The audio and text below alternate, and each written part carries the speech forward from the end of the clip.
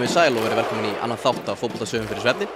Í dag ætlum við að bregða okkur til Suður-Ameríku á heimsmeistarakeppnina 1978 sem haldin var í Argentínu og herforingjastjórnina sem var þar við völd.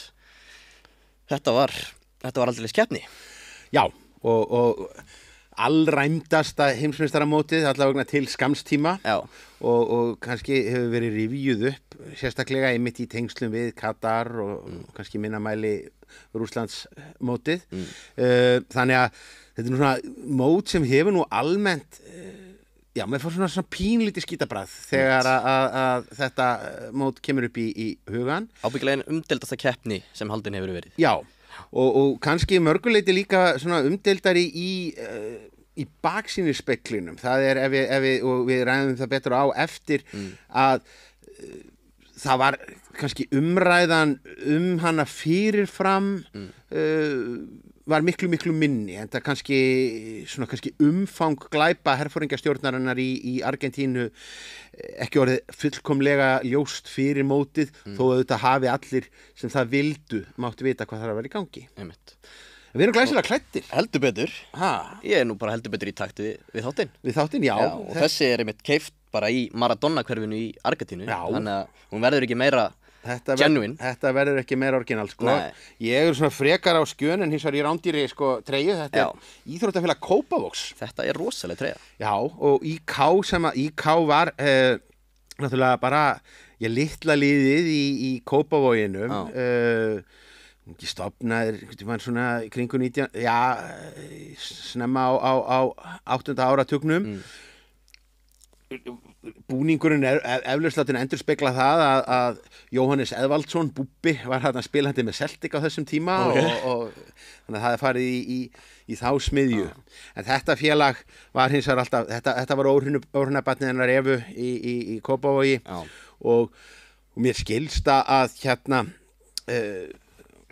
félagi hafi verið gert upp í byrjun 10. áratugarins út af skuld við auglýsingadeild Ríkisútvarpsins. Já, það er svolítið. einhverja 100.000 kalla, Þannig að það endaði nú allt þannig. Og þannig að, peningavandræði er kannski líka þema hér í þessum þætti. Einmitt. En kannski til að skilja bakgrunn þessa, heimsmeistaramótið fer fram í Argentínu 1978 og ekki vonum fyrr, sögðu Argentínumenn. Argentína leit svo á að það væri raun algjör stór skandall að það væri ekki löngu búið að halda heimsmeistarakeppnina þar.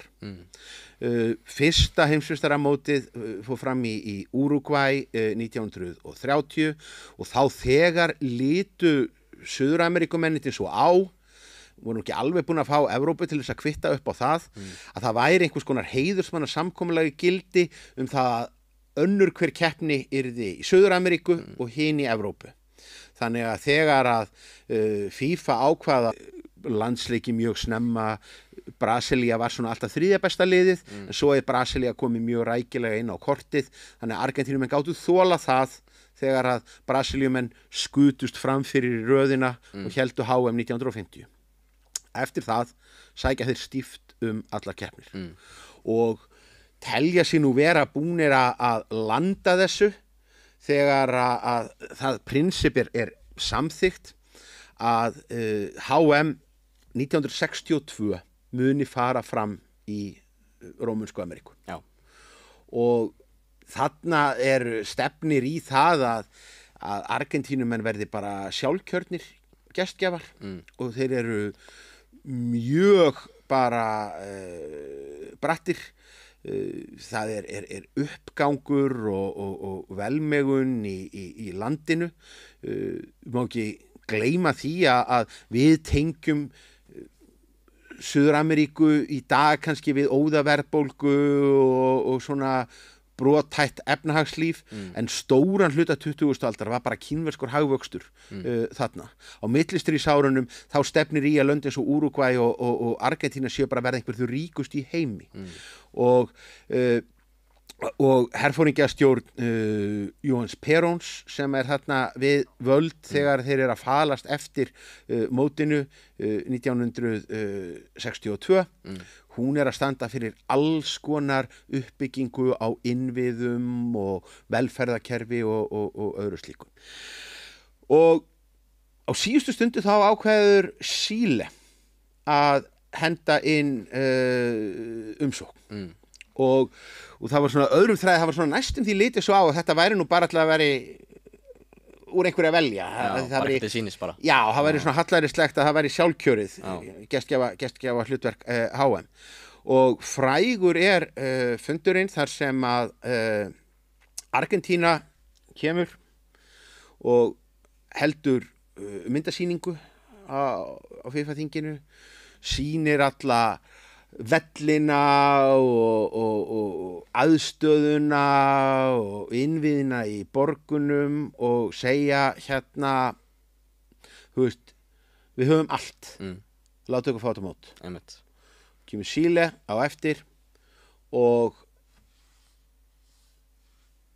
fulltrúi þeirra leggur áherslu á að Síle hafi í rauninni viðurkenni það fúslega að Síle hafi mjög litla innviði þarna séu sárafáir vellir á einhverjum nútíma skala hefðin sé lítil og veik og hann endar á orðunum segir sko við höfum ekkert Þetta alveg söluræða Já, látið okkur hafa þetta Þannig að í rauninni koma þeir og nota sér sölupunktinn sko FIFA á að láta þróunarland í fótbolta fá þetta og sem einhvern stökkpall og sennilega hefur nú spilað inn í að pólitíska ástandið þótti frekar óstöðugt í Argentínu og Síle fær þetta mót öllum að óvörum og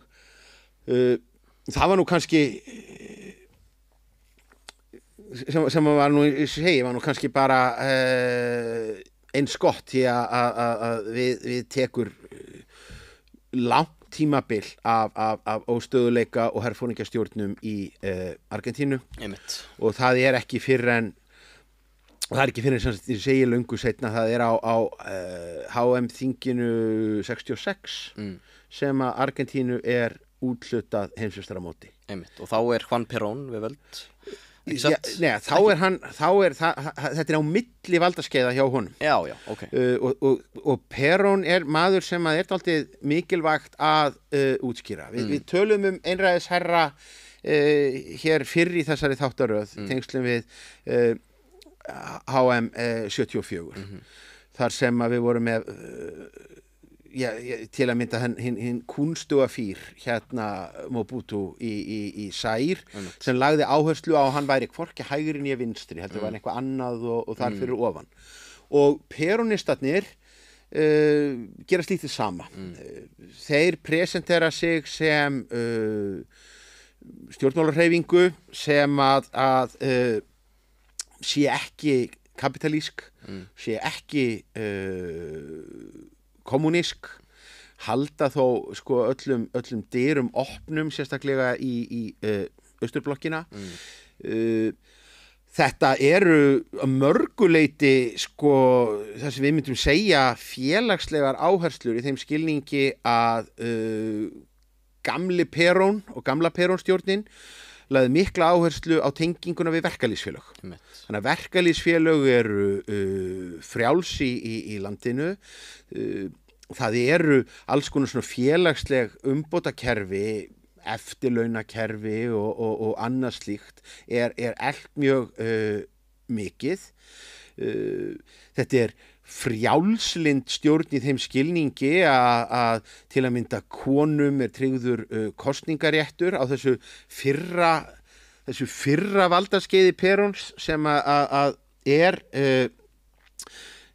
hann kosinn lýðræðislega 46 bylt 1955 af herforingjum eftir að hafa stigið á of margar tær hjá svona hinum kristilega armi hersins. einmitt. Því að svona íhaldsöflunum var nú ekkert vel við það að hann þjarmar pínlítið að kaþólsku kirkjunni. Hann ætlar að leyfa hjónaskilnaði Einmitt. sem að fór fyrir brjóstið á svona ákveðnum kirkjunar mönnum og svo var mjög svona stæk persónudýrkun sem að fylgdi þessu kerfans.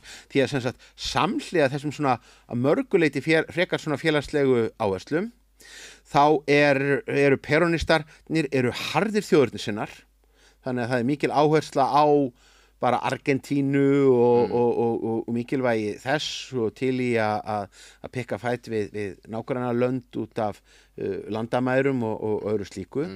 Og svo það þessi svona þetta költ í kringum leiðtogann sem að bæði gilti Simón Perón og Evu forsetafrúna sem að menn þekkja nú kannski helst bara úr frekar vondum söngleik Andrés Lloyd Webber, Evítu, sem að fjallar hana og fullkomlega kostulegt efni í söngleik.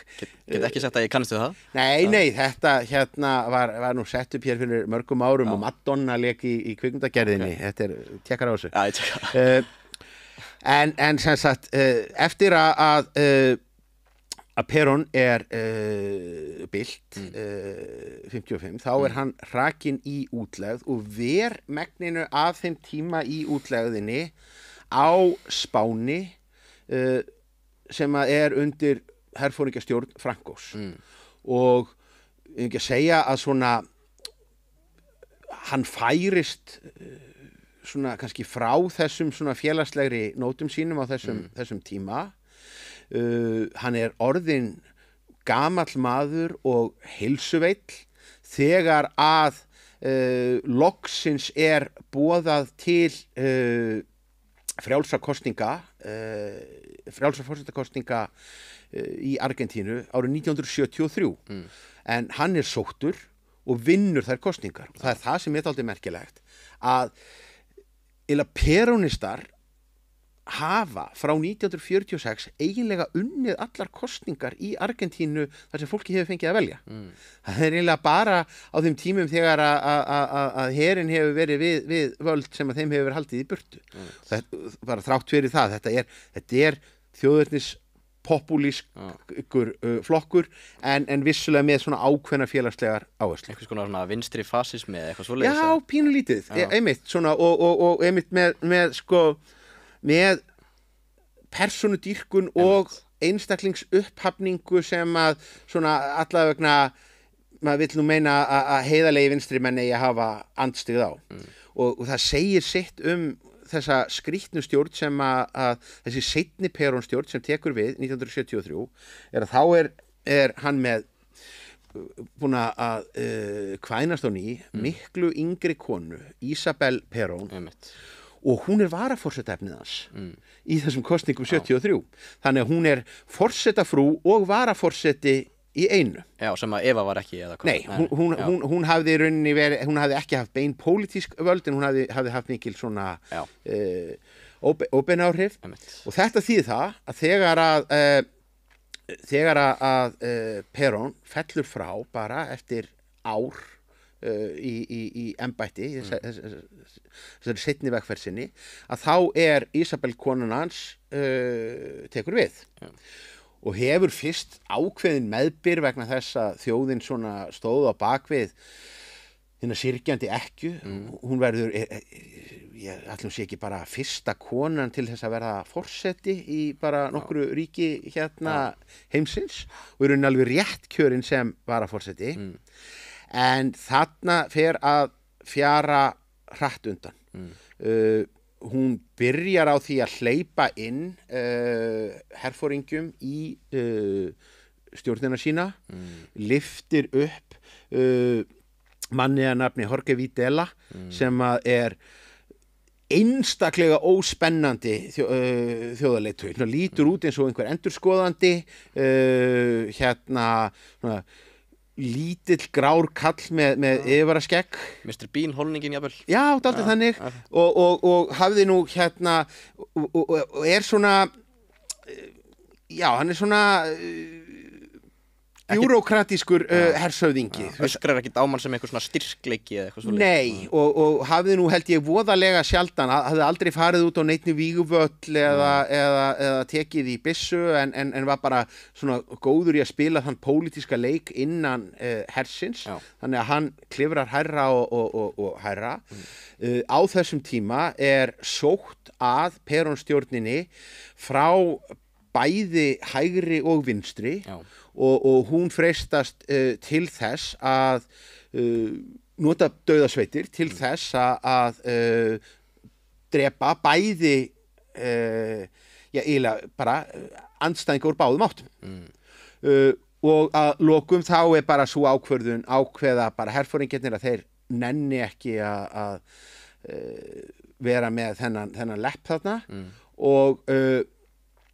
og frú Perón er sett af 1976. Já.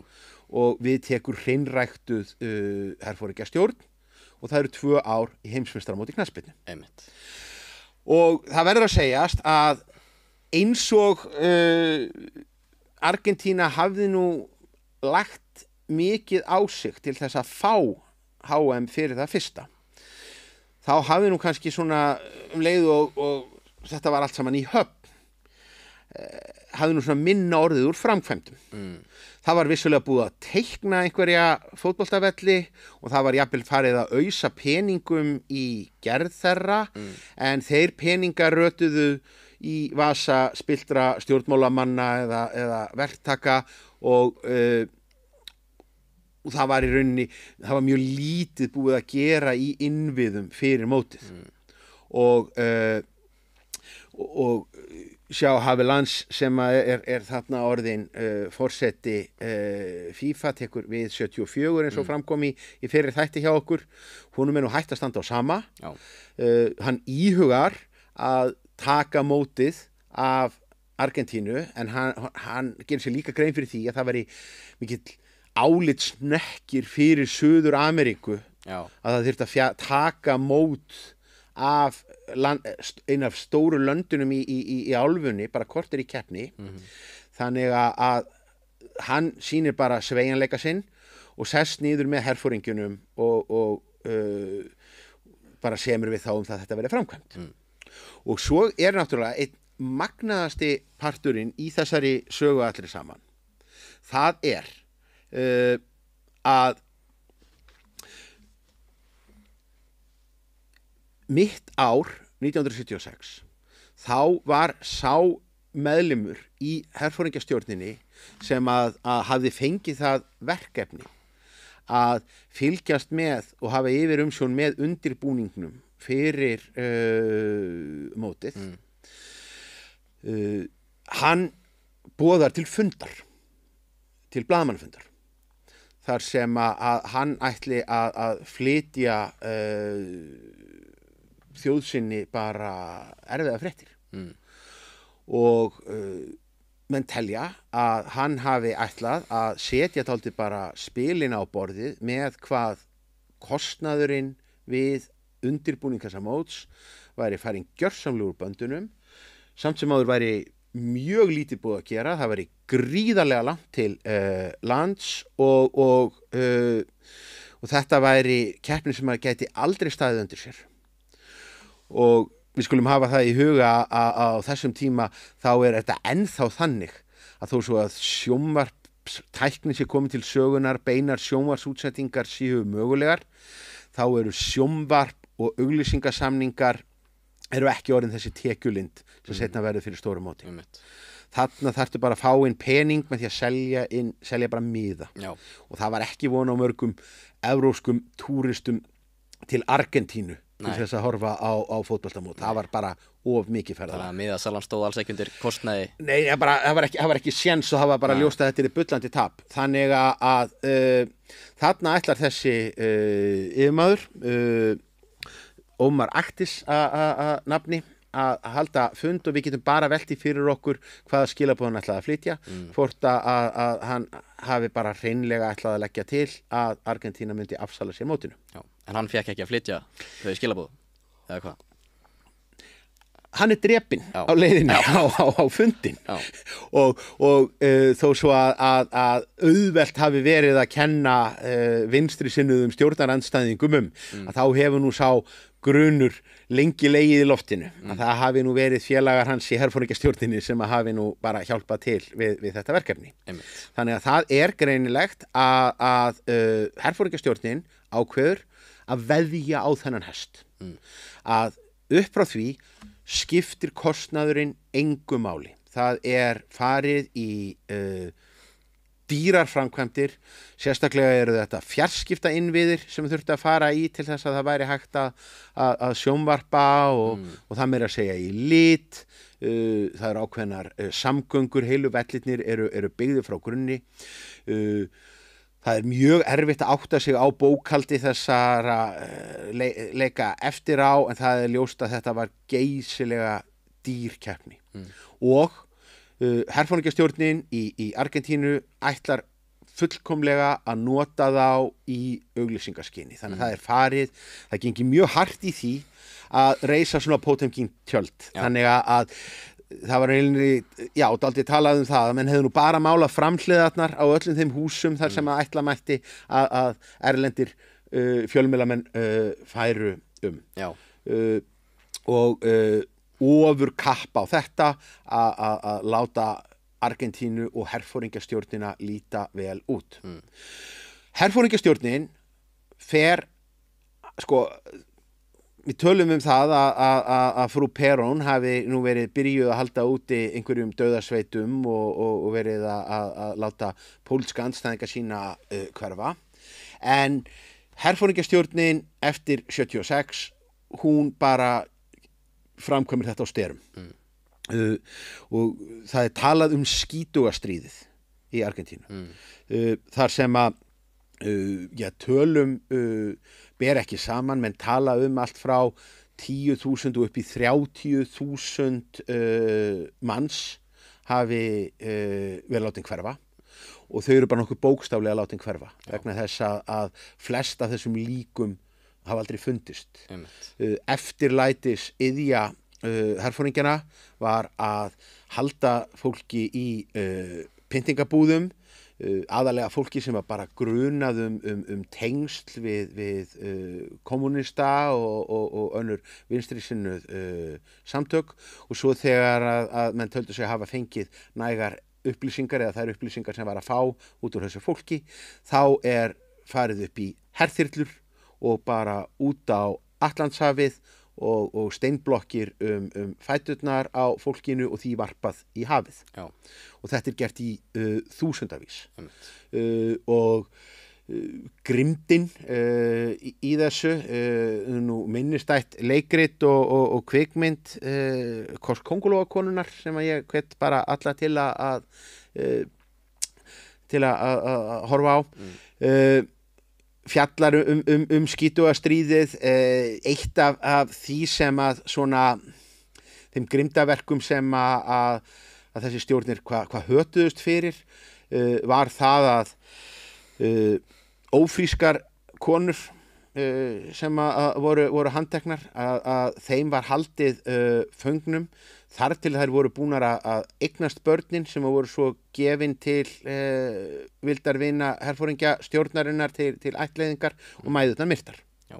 Þannig að þetta einn skelfilegasta saga og fregnirnar af þessu eru byrjaðar að berast til Evrópu á árinu 1977 og snemma árs 1978 og það eru mannréttindasamtök sem eru farin að segja erum við að fara að mæta á heimsmeistarakeppni í þessu landi en þetta nær þó takmörkuðu flugi í Þýskalandi þá gengur pressan dálítið á hvern og einn leikmann og ábyrðin dálítið varpað á leikmennina frekar heldur en þýska knattspyrnusambandið í þessu og það gengið á hvernig eitt leikmann og spurt finnst þér í lagi að spila og hvernig þetta gagnvart þinni samvisku og þeir fá bara uppkokkaða línu frá knattspyrnusambandinu það að það er ekki að blanda saman íþróttum og stjórnmálum og þess vegna vil ég ekki gera það. Sterkasta herferðin fyrir einhvers konar sniðgöngu og í rauninni eina sem að er eitthvað nálægt því að ná einhverjum árangri, það er í Hollandi. Og það tekur á sig þá mynd að þegar að Johan Cruyff, sem er náttúrulega kannski mögulega frægasti og dáðasti knattspyrnumaður þess tíma, þegar að hann lýsir því yfir að hann ætli ekki að fara til Argentínu, gefur ekki upp neina skýringu en situr heima, þá er það almennt túlkað sem pólitísk mótmæli hans. Síðan voru svo voru illartungur sem að gengu að þetta hefði nú byggt á því að það var dálítið hneyksli 4 árum fyrr þegar að hollensk blöð á HM 74 fór að flytja fréttir af því að leikmenn í hollenska landsliðinu hefðu verið að svalla og með vændiskonum og ungum stúlkum á hótelherbergjum og að einhverju vildi þó trúa að Cruyff hafi ákveðið að fara ekki með til Argentínu til að bjarga hjónabandinu. Já. En mörgum árum síðar kom síðan hið rétta í ljós. Einmitt. Það sem hafði sem sagt gerst var það að Cruyff var á þessum tíma hefur verið leikmaður Barcelona og einhverjum vikum eða mánuðum fyrir mótið að þá höfðu innbrotsþjófar brotist inn á heimili fjölskyldunar, yfirbugað bara fjölskyldumeðlimi og keflað og á meðan að þeir létu greipar sópa og þetta gerði það að verkum að fjölskylduföðurnum Cruyff fannst nú ekki rétt, bara gæti ekki hugsa sér að skilja fjölskyldu sína eftir í þessa 2 mánuði sem að undirbúningur og keppnisferð til Hollands til Argentínu hefði staðið. Einmitt, þannig að það var ekki pólitískur ásetningur hann að baki. Nei, en hins vegar vissulega sú staðreind að hann gaf enga skýringu, hann bar ekki fyrir sig persónulegum ástæðum, það túlkuðu langsamlega flestir sem pólitískt statement. Þannig að en önnur lönd mættu bara til Argentínu og settu engin sérstök spurningamerki við þetta. Einn leikmanna hollenska liðsins sem var óleikfær vegna meiðsla, hann mætti á fræg pólitísk mótmæli sem áttu sér stað í Argentínu. Þannig var að á torgi nokkru í miðborg Buenos Aires komu reglulega saman mæður fólks sem hefði verið látið hverfa af herforingjastjórninni og náttúrulega bara sýndi það náttúrulega gríðalegt hugrekki að standa þar bara með myndir af sínum horfnu ástvinum og börnum og með mótmælaspjöld og þú þurfti nú að vera ansi djarfur ef þú varst venjulegur Argentínu búi til þess að mæta og standa þarna og sýna þeim samstöðu en það var þó allavega einn leikmaður úr hollenska landsliðinu sem að gerði það, reyndar ekki spilandi. En annað sem að olli mikilli gremju hjá sumum leikmönnum, einkum hollenska liðsins sem voru svona aðeins pólitískt meðvitaðri heldur en hinna, var það að blöð hliðhóll herforingjastjórninni áttu til að bara spinna upp viðtöl við leikmenn liðana sem voru að keppa. Já, okay. Þannig að það var bara hægt að lesa í argentínskum íþróttablöðum einhvern mikið lofsöng einhverja ítalskra eða þýskra eða hollenskra leikmanna það hvað aðstæðan væri nú frábær og fólki vinsamleg og þetta væri nú greinilega land í toppmálu með ríkisstjórn sko. Þannig að þar sást nú nokkuð augljóslega sko hvern fingraför herforingjastjórnarinnar sem ætlaði mjög meðvitað að nota þetta í pólitísku skyni. Einmitt, þarna sjáum við bara svona sportwashing eins og talað í dag. Nákvæmlega. Þarna vantar, þetta mótið sjálft hins vegar, sko, það má segja líka að það var náttúrulega ekki nóg fyrir herforingjana að reyna að draga upp einhverja glansmynd í augum umheimsins. Þeir voru nú með sko sérstakan heiðursgest á mótinu sem var sjálfur Henry Kissinger. Já, okay. Þetta var náttúrulega Carter-stjórnin komin til valda í Bandaríkjunum og Kissinger var ekki lengur pólitískur áhrifamaður, ekki þá nema óbeint. Kissinger var hins vegar mikill fótboltaáhugamaður og hafði verið sérstakur vildarvinur herforingjana og hafði nú til að mynda og það skjalfest að hann hafði svona hvatt herforingjastjórnina til þess að svona reyna að taka þessar pólitísku hreinsanir sínar dálítið með trukki strax í byrjun, svona áður heldur en að einhver alþjóðleg reiði alda færi að byggjast upp. Þannig að hann var þarna allan tíman og bandaríska utanríkisþjónustan alveg á nálum sko hvaða hlýju orð hann leti falla í garð þessar stjórnar en sem sagt fyrir vikið þá voru herforingjarnir, þeir voru mjög sannfærðir það að þeir hefðu fullan stuðning Bandaríkjanna til að gera nánast hvað sem og þarna það má kannski líka bæta við að eitt af því sem kannski dró úr mönnum máttinn að reyna að hvetja, ég til að mynda Amnesty International beindi mjög spjótum sínum að þessum móti, en þeir gengu aldrei svo langt að hvetja til sniðgöngumótsins. Heldur sögðu bara þá að nota mótið til þess að ræða mannréttindamál. Og það byggðist meðal annars á því að meira að segja stjórnarandstaðan í Argentínu vildi fá HM til Argentínu. Og vinstri sinnuðu skæruliðarnir sögðu sko við höfum herforingjana, við elskum argentínska landsliðið og notuðu það síðan svo sem líka sjálfur í áróðuskinni, því ekki bara einu sinni heldur tvisvar sinnum í keppninni tókst fulltrúum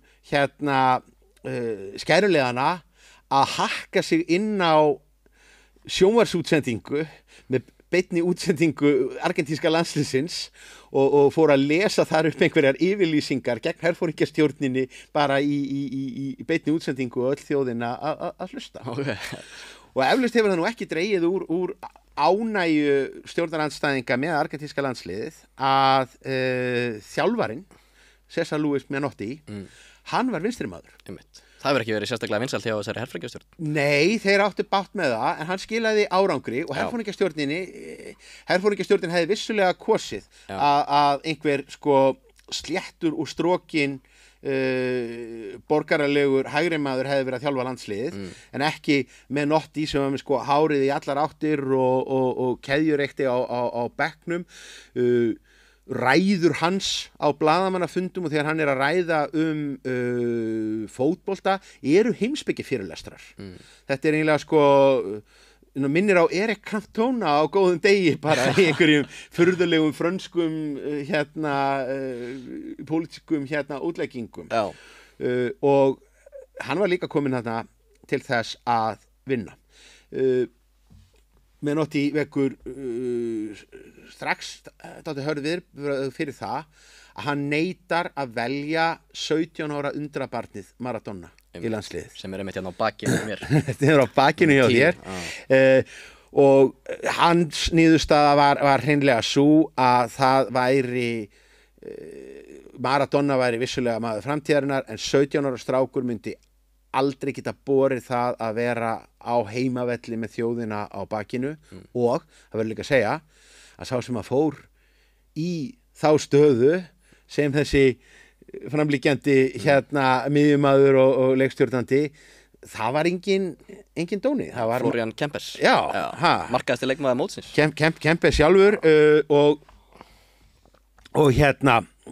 Mario Kempes sem að lék síðan með Pétri Pétursinni hjá á Spáni eitt tímabil hjá Herakles. Okay. Þannig okkar að Íslands tengingar víða. Já. Þannig að Argentínumenn mæta kotrósknir og það sem náttúrulega eilíft deilumál eftirleiðis að hvað miklu leyti unnu þeir þetta bara fair and square og að hvað miklu leyti þurftu spiluðu yngri perfóringastjórnarinnar og alls konar svindl og svik inni. Voru þeir sigurstranglegir fyrir mót? Já, málið er nefnilega það að þetta náttúrulega bara 16 liðamót og þarna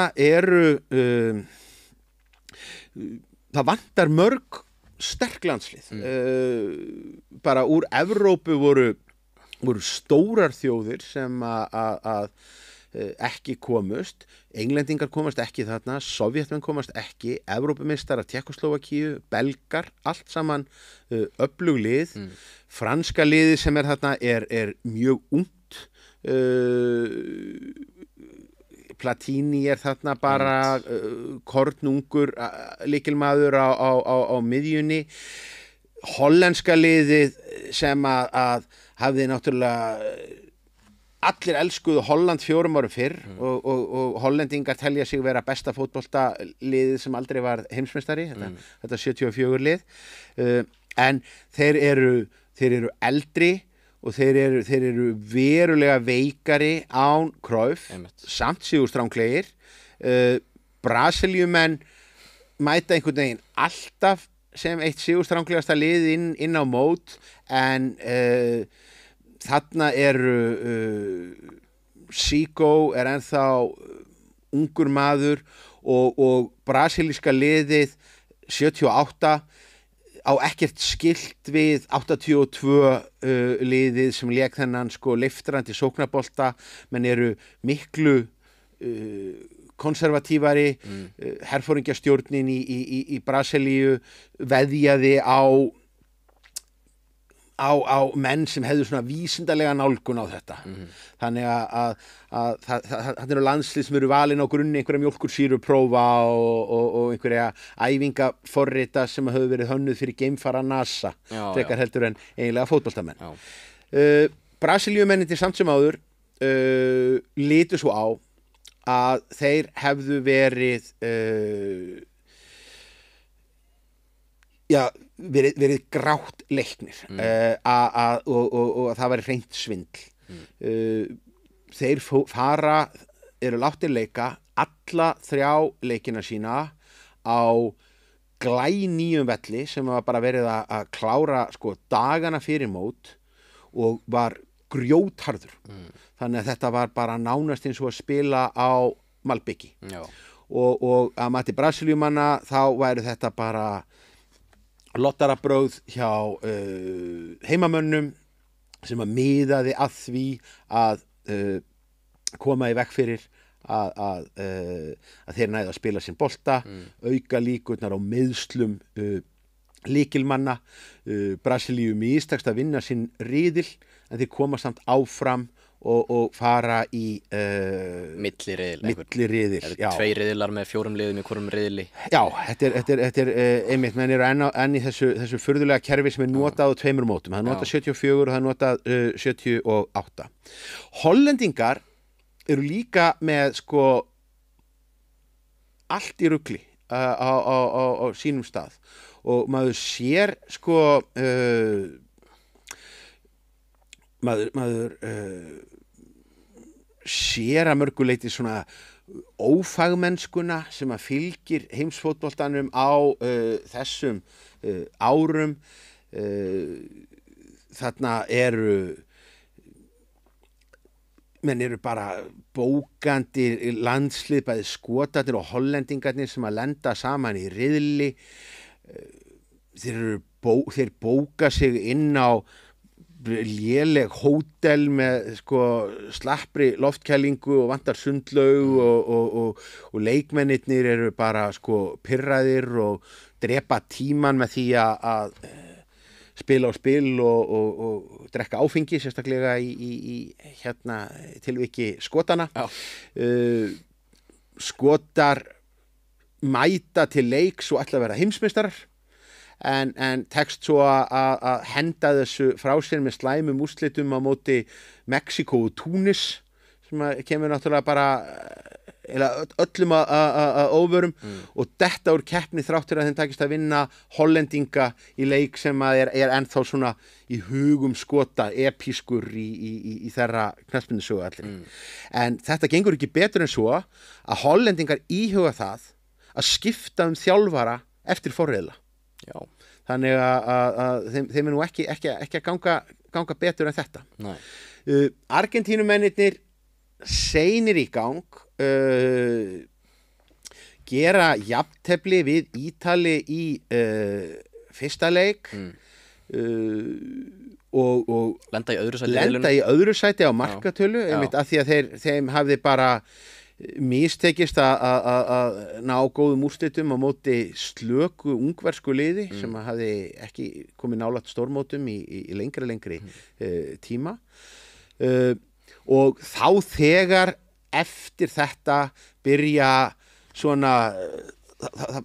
sögur og sérstaklega eftir því sem að lengra leið frá þá fara leikmenn bæði franska og ungverska liðsins að halda þið fram að þeir hafa alltaf upplifað það að þetta væri riggað. Dómararnir væru á bandi heimamanna, einn Frakkinn staðhæfði síðar í viðtali að eftir svona frekar harða tæklingu frá einum argentínska varnarmanninum inn í teig Argentínumanna ekki svo? Þetta var atvik út á velli held ég, okay. Þá hafi hann heyrt dómaran fara til leikmannsins og segja ekki gera þetta aftur annars neyðist ég til þess að gefa þér rautt spjald og það felti náttúrulega mjög á málrómnum hvort að það beri að túlka þetta sem svona vinsamlega ábendingu eða skipun. Þannig að svona þessi umræða það að dómararnir væru Argentínumönnunum hliðhollir, hún byrjar þarna snemma. Svo er komið í þennan furðulega milliriðil, eins og ég segi, 4 liða riðill og það er þá bara toppliðið sem fer í úrslitaleikin, liðið í öðru sæti, leikur bronsið. Og nokkuð óvænt lenda Argentína og Brasilía saman. Þau höfðu nú kannski búist við að lenda saman í sem fyrsta sætislið, en eru þetta bæði sem annarsætislið, sem þýðir það að þessi leikir eru ekki Buenos Aires, heldur í Minniborg. Og það er jafntefli í mjög hörðum slag milli Brasilíumanna og Argentínumanna sem gerir... Á hörðum velli líka það ekki? Já. En þetta gerir og meiðsli höggva skörð í raði Brasilíu en hins vegar það er ekkert við þetta brasilíska lið 1978 sem er þess eðlis að það hafi verið einhver skandall að þeir hafa ekki orðið meistarar, bara fjarri því. Og þetta þýðir það að það er markatala sem að ræður úrslitum í riðlinum og þarna er sama fyrirkomulag og hafði verið á fyrri mótum og átti eftir að vera aftur á mótinu 1982 að loka leikir í riðlum eru ekki á sama tíma. Allir leikir Argentínu í keppninni, það voru alltaf leiknir 2 leikir á dag, allir leikir Argentínu í keppninni eru á kvöldtímanum sem var betri tími upp á áhorfendur og sjónvarp. Þannig að Argentínumenn vita alltaf nákvæmlega hvað þeir þurfa. Og lokaleikurinn er býsna óvænt á móti Perú. Því að Perú hafði tekist að vinna riðilinn með hollendingum og Skotum. Verið frekar þétti tilbaka. Þétti tilbaka voru nú enn með sinn frægasta mann, Theophilio Kubilas, sem er nú enn í dag svona góðsögnin í perúskri sögu. Og Argentína þarf að vinna með 4 mörkum í hið minnsta. Og þeir vinna 6-0. Já. Og þá þarf nú ekki mikið til að samsæriskenningarnar fara á stað. Einmitt.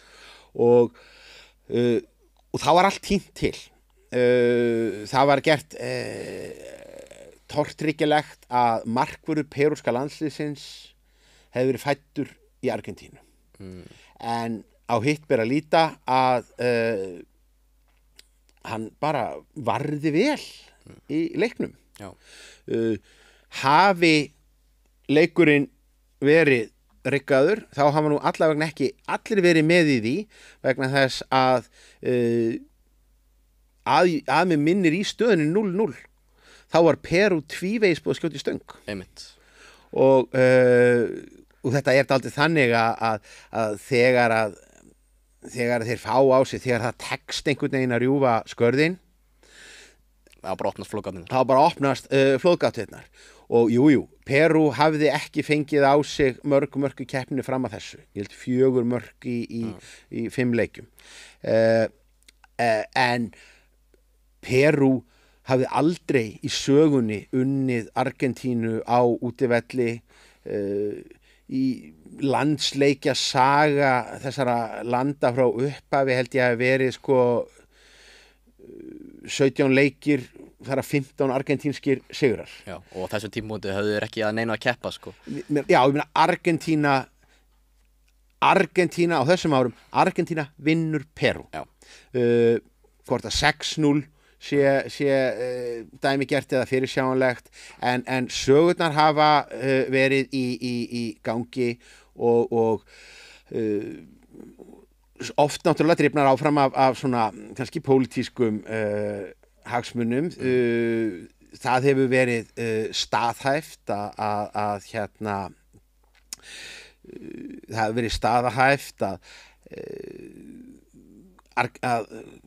Argentínu stjórn hafi bara kippt í spotta. Já. Að þarna hafi einhverja miklar kornbyrðir hafi skipt hendur þarna klukkutímana fyrir leikinn. Já, og einhver perúiskur bankareikningur sem var í argentíska seðlabankanum hafði verið affristur og eitthvað svona. Já, það voru ýmiss konar svona hlutir.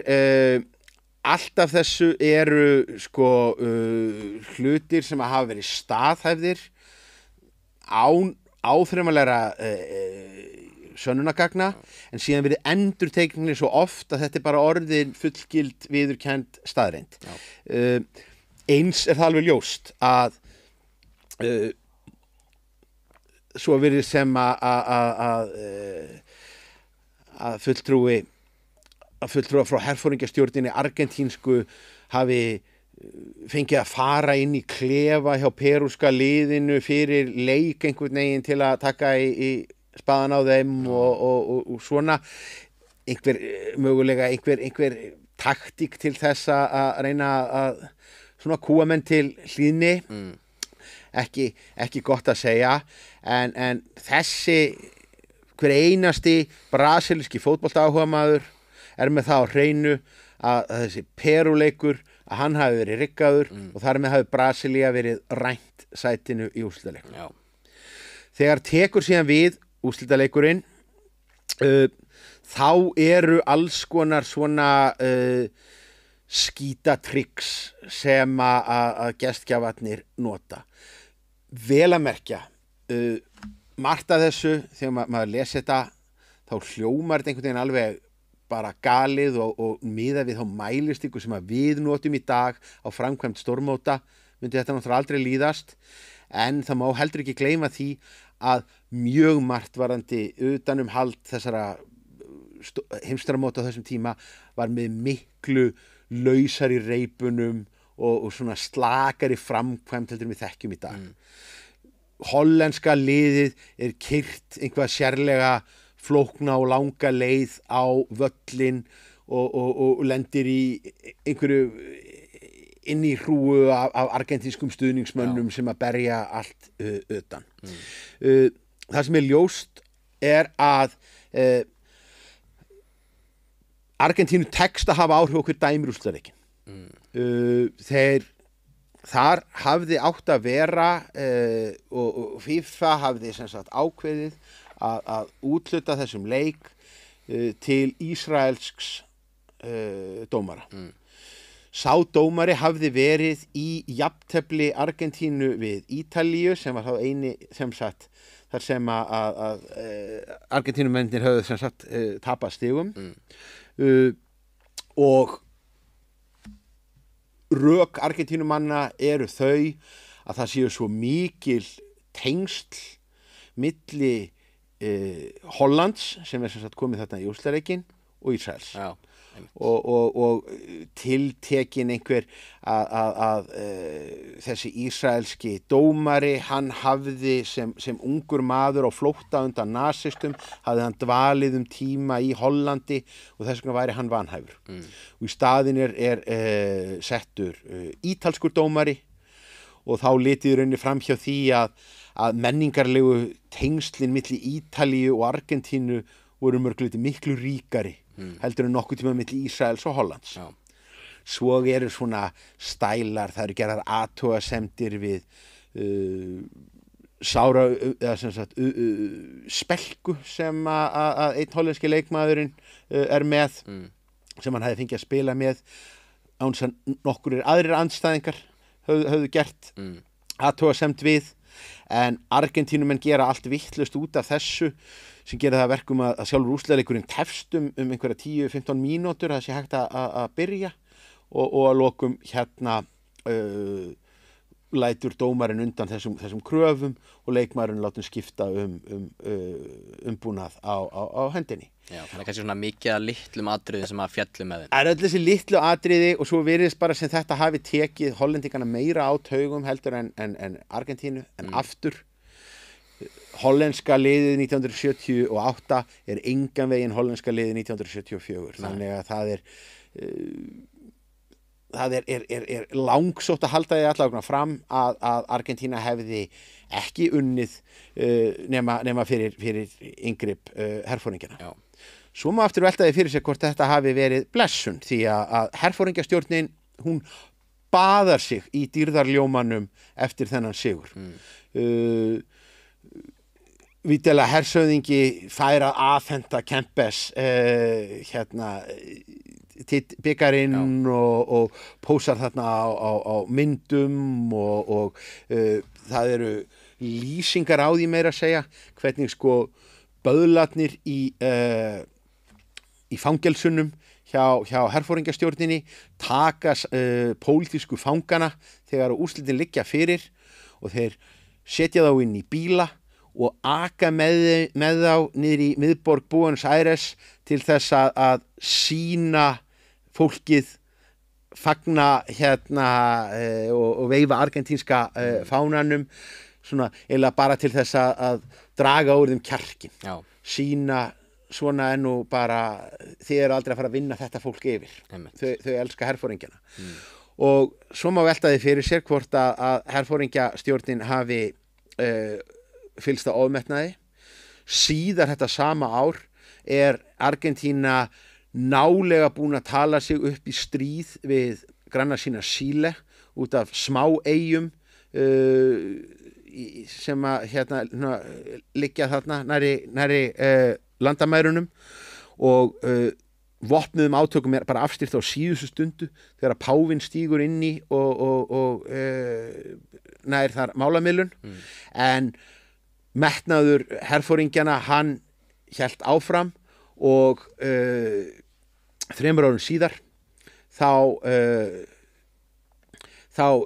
ráðast þeir inn í Falklandseyjar, fara í Falklandseyjastríðið, sannfærðir að vináttan við Kissinger og muni gera það að verkum og tengslin við Bandaríkin, að Bandaríkin muni segja Englendingum að hafa sig hæga og að England hafi enga burði í að svara fullum hálsi, en